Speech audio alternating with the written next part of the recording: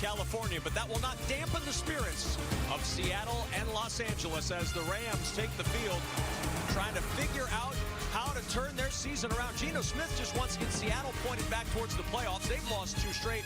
John Wolford taking over for the injured Matthew Stafford. Hi again, everybody. Alongside my partner, Mark Sanchez, I'm Kevin Kugler for Seattle. It's very simple. They need wins, and they need them in a hurry. They've lost 2 straight, but this is a team that has designs on the postseason. And a big divisional matchup today for them on the road. But most importantly, in those 2 losses back-to-back, we saw Kenneth Walker and his lack of production, right? You got to feed the canine. That's his nickname. Get out the kibble, whatever you got to do. But this guy needs carries to get rolling. Look for him to have a big part in this game plan. For the defending champs, no Matthew Stafford, no Aaron Donald, no Cooper Kupp. But what they do have is Bobby Wagner, his first game against his old team. And just an absolute tackling machine, the consummate professional. He's basically a coach in cleats out there on the field.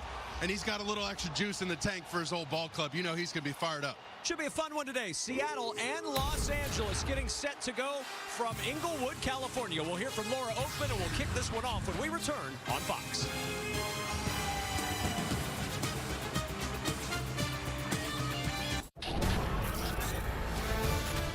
Fox Sports welcomes you to the following presentation of the National Football League.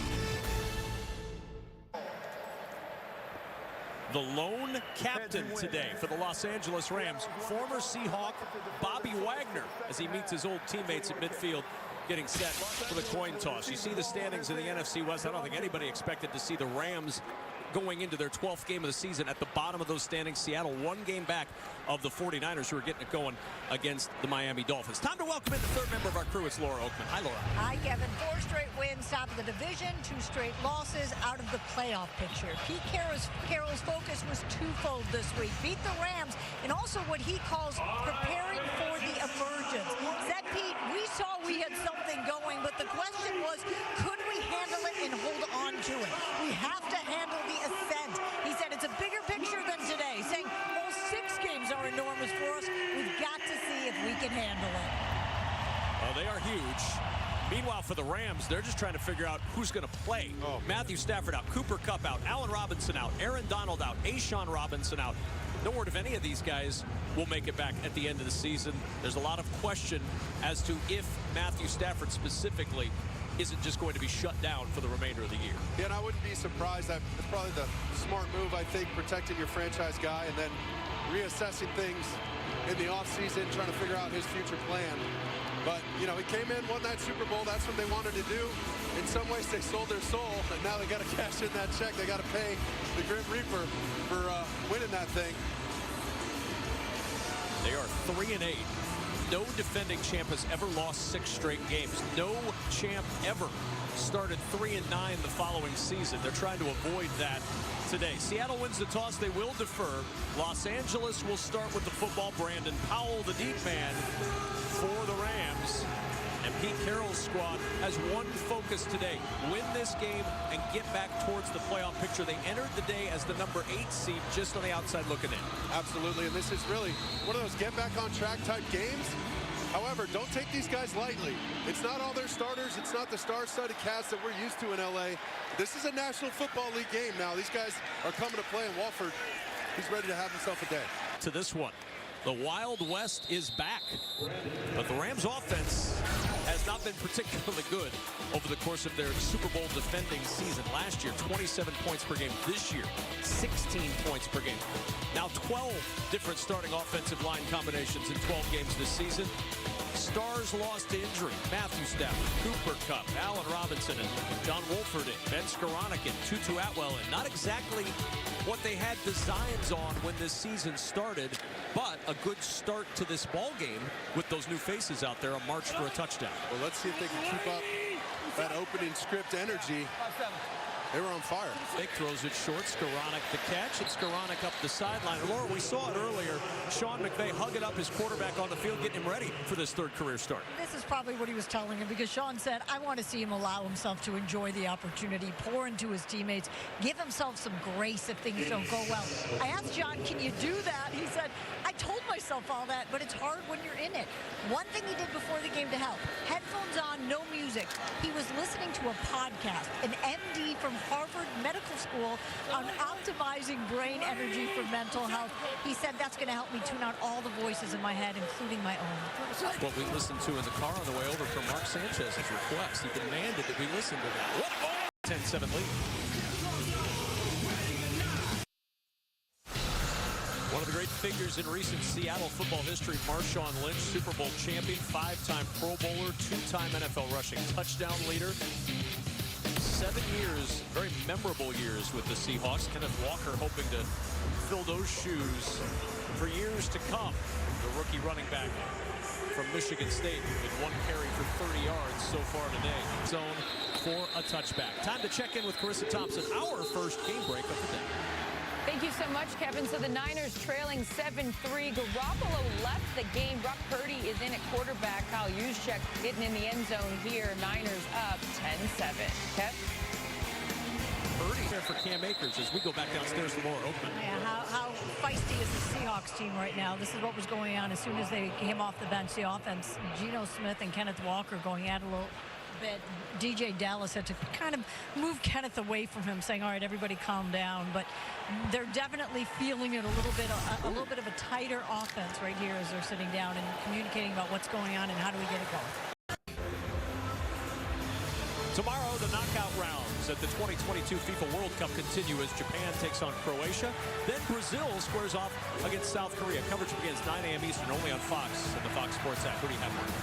I'm taking Croatia in the first one, and I'm going with Brazil in the second one. Do you know anything about any of the 4 teams? Not. Okay. But I do like watching.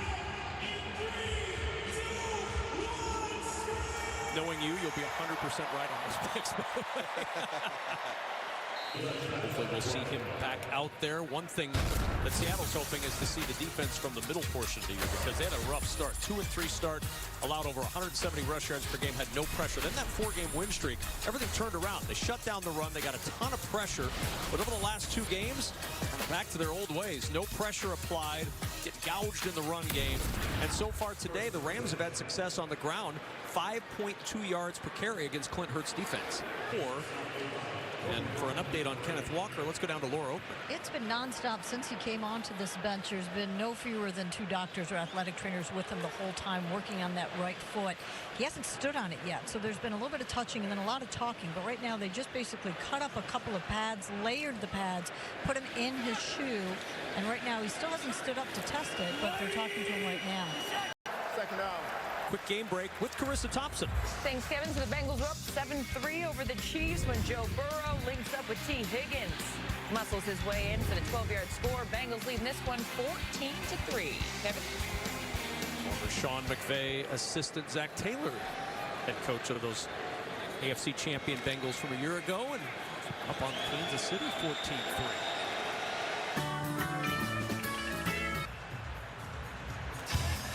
This week, NFL players are wearing customized cleats in honor of the causes they support through My Cause, My Cleats. Text MCMC to 635-635 to hear players' stories, bid on their custom cleats for charity, and learn more about how they're making a difference in their communities. And even Vice President of Communications for the Rams, Artis Twyman, got involved in it, supporting Brotherhood Crusade, a 50-year-old grassroots organization helping improve the quality of life of low-income, underserved, underrepresented, and disenfranchised individuals in the Los Angeles community. Very cool. The My Cause, My Cleats initiative is one of the coolest things that the NFL does, and the players absolutely love it. And now, so does the VP of Communications for the Rams, Artis Twyman. He got his shoes. Well, they've really leaned in to let these players use their platform and support these causes. Coach Carroll in on it. In this first half. That means halftime is on the way. Kurt Menefee, what do you have coming up for us? It's the first Sunday in December, and teams are making a push for the playoffs. Coming up on the Verizon Halftime Show, we've got some surprises in the standings, including a tie with a big impact on the NFC playoff picture. We'll see you at the half. Working on your notes, Terry? Wish those guys had some fun in the studio. Terry's awesome.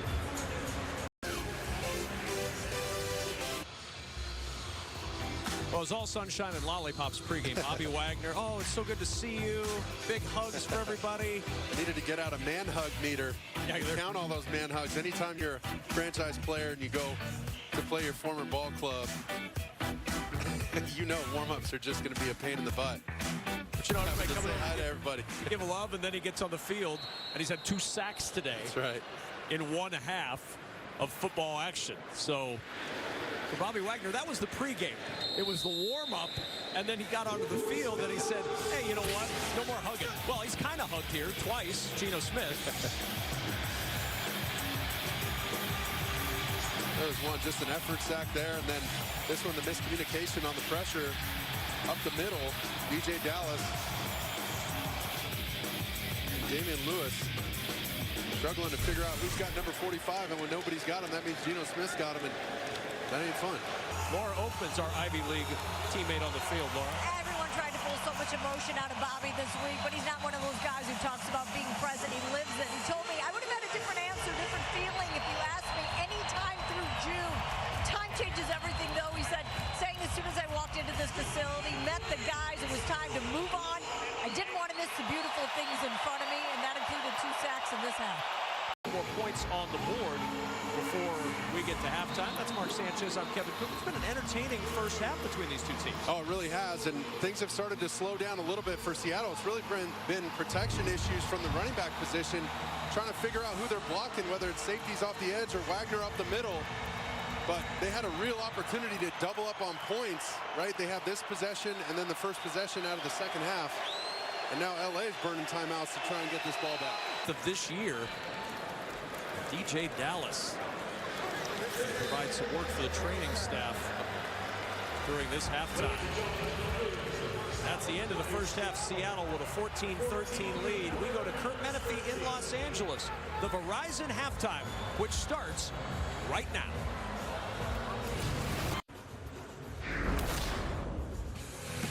Give to Akers, trying to jump cut his way in. He does! It's a touchdown for Los Angeles. Smith gets a pocket clean. Open his Lockett down the sideline inside the 10. Cuts back. Touchdown, Seattle. That was today's Game Flow, brought to you by Progressive. Welcome back to Inglewood. And welcome back to the broadcast booth alongside my partner, Mark Sanchez. I'm Kevin Kugler. Seattle by 1. Efficient first half for Geno Smith, but some concern developing in that run game. Well, the run game's been an issue for him. Geno Smith playing lights out, protecting the football most importantly, and he's been under duress. And a lot of that is because of pass protection issues and mainly the running backs. So not just in the run game, but the running back room really has to tighten up their performance today to spring some of these drives and get back on track for this Seattle team to protect this lead. Kenneth Walker is dinged up. DJ Dallas dinged up in that first half. Bobby Wagner, 2 sacks against his former team in the first half. In fact, it's the first time Los Angeles has had 3 sacks in 1/2 since the Super Bowl. There we go. So Tony Jones Jr. is the kick returner now. Let's check in with Laura Oakman. Laura, what do you know? Let me start with Sean McVay, who just said that he was really happy with how the team is competing right now defensively. He said, just want to come out here and keep slowing down that offense, and likes the way that his new quarterback is handling it and managing this offense right now. Pete Carroll said he's really concerned about the line of scrimmage, wants to win that, wants to get the offense going, mix it up, get in the run game. The question is with who? And I'll continue in a second. Tony game. It looks like he is going to be the only back for now. And Kenneth Walker has officially been ruled out. DJ Dallas is doubtful. I did ask about Tony and said, how much practice did he have? How many reps? I was told very few. He is in. Marquise Goodwin is up, but he will only be used in reserve. Mike Pereira watching alongside in Los Angeles. Mike? Yeah, clear foul. Now, New York can get involved in this. There have been situations this year with these hits on defenseless receivers that they have put ejections onto this, and that might be something that they're looking at here. What constitutes the ejection, Mike? What level does it have to get to? I mean, it's flagrant, so if you're looking at something flagrant, usually they would be here looking, leading with the crown of the helmet. Foul, unnecessary roughness, defense number 21, 15-yard penalty, automatic first down. So clearly New York did not deem that, Mike, a flagrant enough to warrant the ejection of Rush East. Yeah, and I like that because actually it's kind of the side of the helmet, so it's not really helmet to helmet, crown to crown. So I like that they wouldn't eject. I agree. I think that's the right distinction too when you mentioned the crown of the helmet as opposed to the side of the helmet, and that's what you saw Bobby Wagner arguing for. Oh boy. Brandon Powell will watch that one go through the end zone for the touchback. This February, buckle up, as one of NASCAR's most thrilling events returns to the LA Coliseum under the lights. And it all kicks off with a huge live performance by Cypress Hill. NASCAR's Busch Light Clash at the Coliseum, February 5th, only on Fox. For more info on the Clash, go to NASCARclash.com. Sendog and Eric Bobo were up here in the booth. How cool is that? In the first half, that was really cool. Got to meet those guys. Sendog's home is in Southgate, California. Cypress Hill is a street in Southgate, California, thus the name of the band, Cypress Hill. Love it. Nice nugget, Kev. Not much there. Tariq Woolen at UTSA. The story is known. He's a wide receiver. 24 catches in his wide receiver days with UTSA.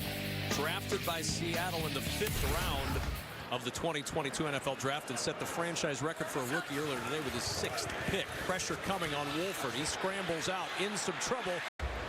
And it'll be Seattle ball. There's the Coliseum, February 5th, the Clash at the Coliseum. Cypress Hill performing live.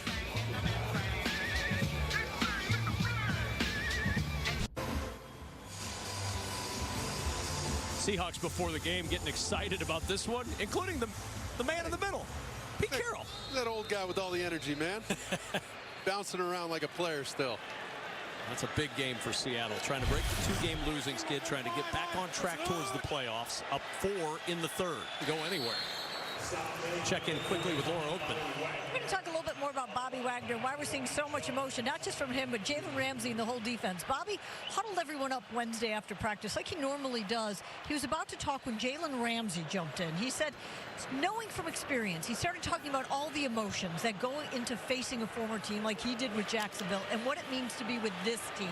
The emotion we haven't seen from Bobby poured from other guys in that huddle about Bobby, emphasizing that's his old team, but let's go out and show out for this team. We do not want to let Bobby Wagner down. Yeah, that's evident. They have really taken that to heart today as the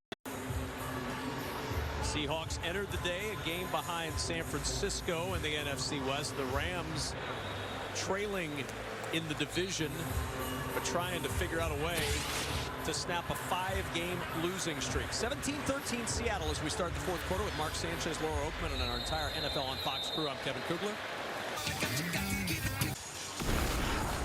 Well, last week, first quarter, Chiefs, Roger Carter Jr. smacks right into the jaw of Sean McVay. Got hit so hard, the headset flies off. Trainers had to check on him to make sure he was all right.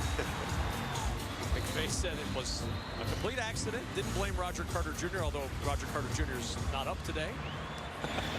Coincidence? I think no. Mark Sanchez, conspiracy theorist. But Laura Oakman, it's kind of been that way for Sean McVay all year. 10 months after the highest of highs, it has been a struggle. He was so incredibly vulnerable with us, saying people are like, you got to work on yourself, and I get that, but this eats at my soul every second of the day.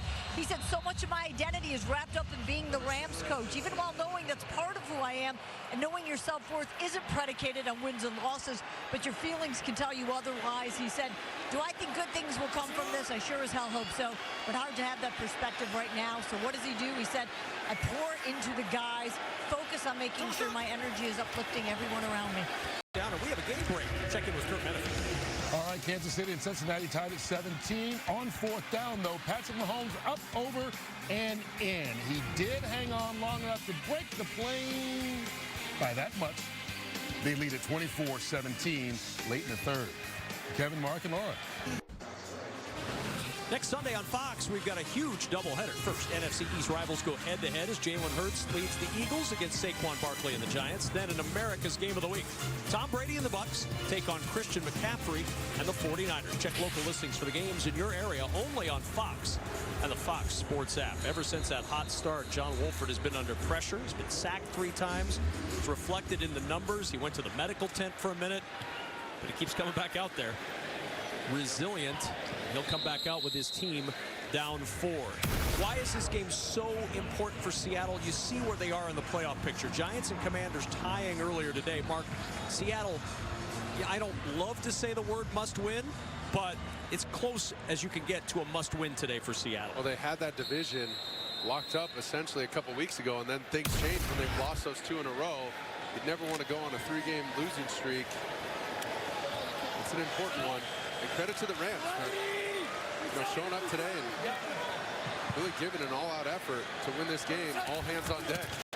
On first down, as we go back to our studios in Los Angeles, Kirk Menefee with a game break.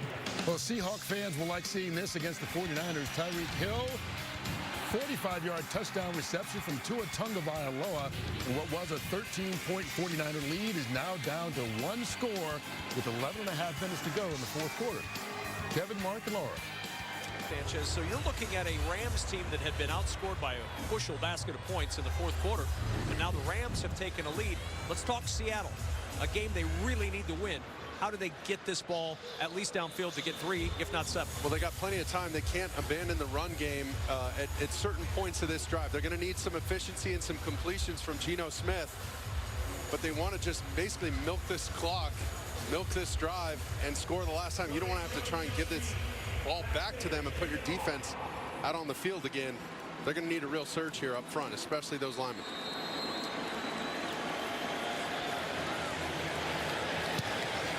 And the line drive kickoff will go through the end zone for the touchback. And here comes Geno Smith. Some good, some bad. Mixed bag today for Geno. For the most part, good. 302 yards, a couple of touchdowns. 1 to Tyler Lockett.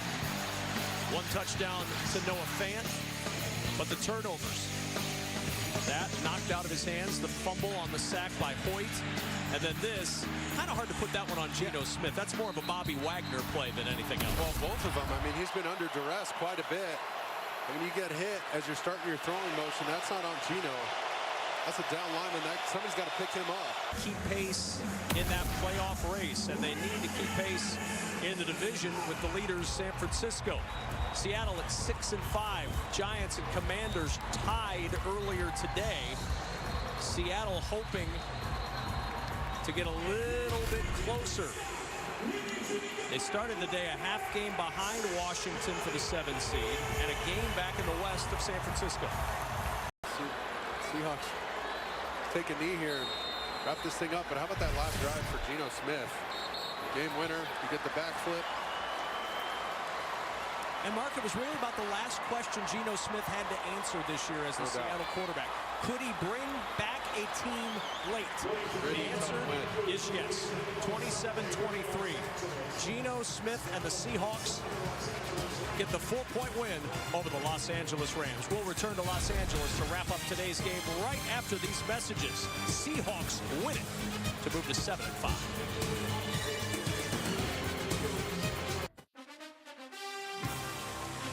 It'll be a very happy ride back to Seattle tonight as the Seahawks get the win 27-23, keeping pace with San Francisco in the West and keeping right in the mix. Playing the postseason this year in the National Football League. Quiet in Los Angeles, very noisy in Seattle. Final score, Seattle 27, the Los Angeles Rams 23. Tonight on Fox, it's a full night of animation domination, beginning with The Simpsons.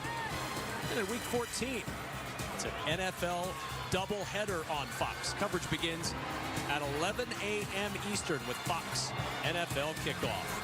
Final score in this one, Seattle 27, the Los Angeles Rams 23. For Mark Sanchez, Laura Oakman, and our entire Fox crew, I'm Kevin Kugler repeating the final score. Seattle wins it 27-23. So long from Los Angeles.